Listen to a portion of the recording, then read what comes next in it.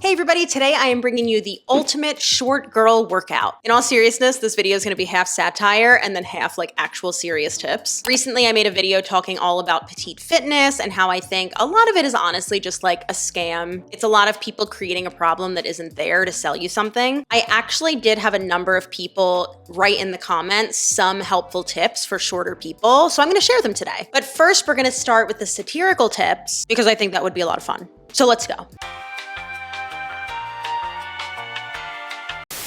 Starting our workout with a short girl staple, the step up. Step ups are a functional movement that will train your lower body for all those times you need a step stool to reach those high places. Make sure you practice holding some weight since you're probably grabbing something off the top shelf.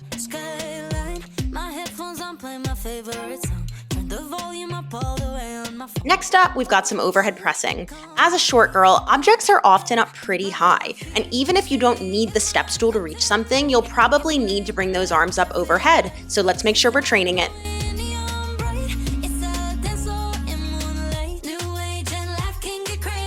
Next in our program, we're gonna do some neck extensions. You spend a lot of time looking up at others during conversation, so to avoid injury, we need to train the position. You wanna start this off body weight, but if you really want a challenge, I'll link a product below that looks like a torture device. Now we are going to superset those neck extensions with some calf raises. Between Chappell Roan, Renee Rapp, and Sabrina Carpenter, there are tons of exciting concerts this summer. So to make sure we can see our favorite pop girlies, we got to make sure those calves are ready to hold us up to see over the crowd.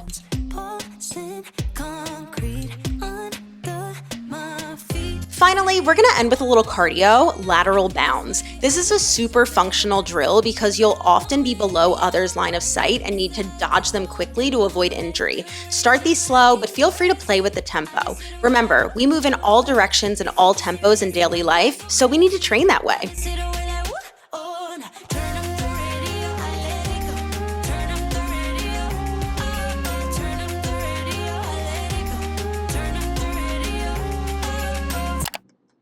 I'm not gonna lie, I enjoyed that way too much.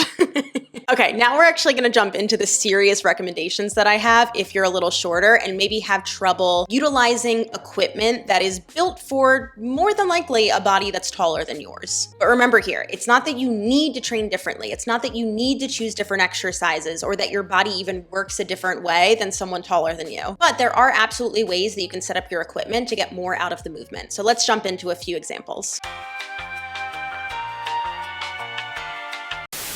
Whenever I get to the gym and see the long bar isn't attached to the lat pull down machine, I always have a small panic attack because I have a really hard time reaching it.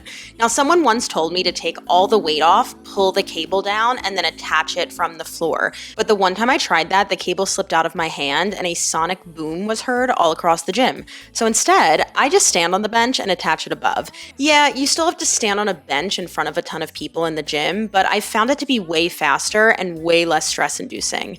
And then obviously, you can just always ask someone to help, but I'm an independent woman, baby, and I don't need the help of tall people to do things. Well, most of the time. Okay, this is a huge one and has really changed my deadlifts. Turn your trap bar upside down if you're a shorty.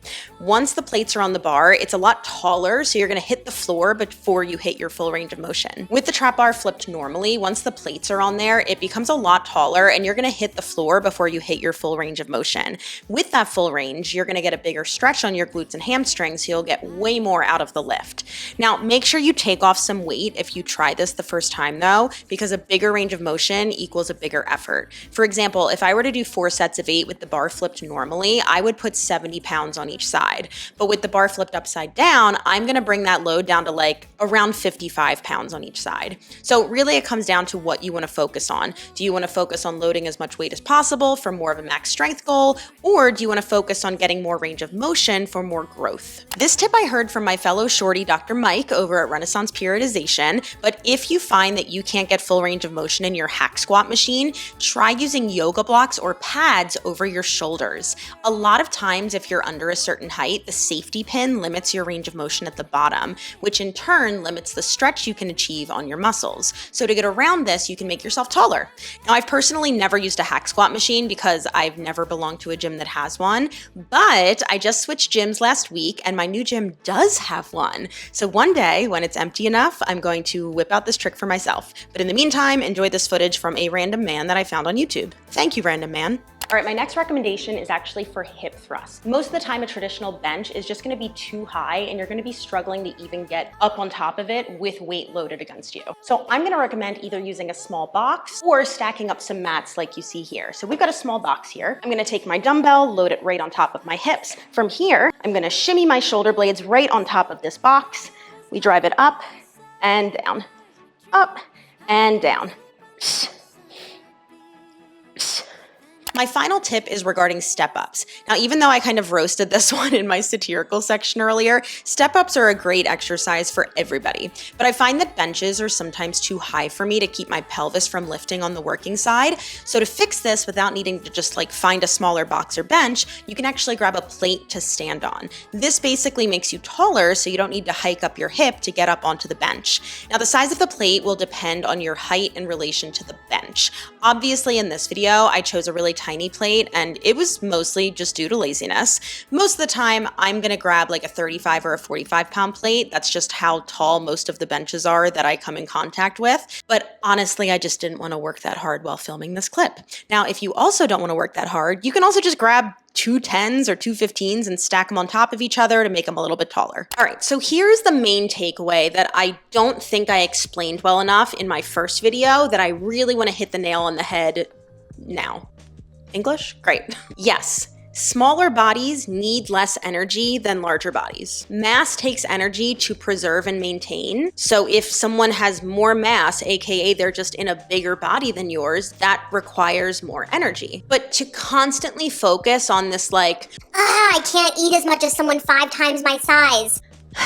How is that helpful? You know, instead of focusing on this constant comparison, why aren't we teaching people how to listen to their hunger cues? Why aren't we teaching people to listen to how a certain amount of protein feels in their body? Why aren't we teaching people how to monitor their goals as they're working toward them, rather than comparing to someone with a different body type than you that also probably doesn't even have the same goals as you? It just plays into this victim mentality that you don't need to go into. Just because you're short, it doesn't mean you cannot enjoy fun foods. It doesn't mean that you need to eat like a squirrel. It doesn't mean that you're utterly fucked. And anyone out there selling you a product or a program solely based on the fact that you are short is probably a scam. They are creating a problem that doesn't exist. If you have any questions or any additional tips in terms of utilizing equipment to make it fit your body better, whether you're short, tall, big, small, leave it down below because it's bound to help somebody. Make sure you hit that subscribe button so you don't miss out, and I will see you all in the next one.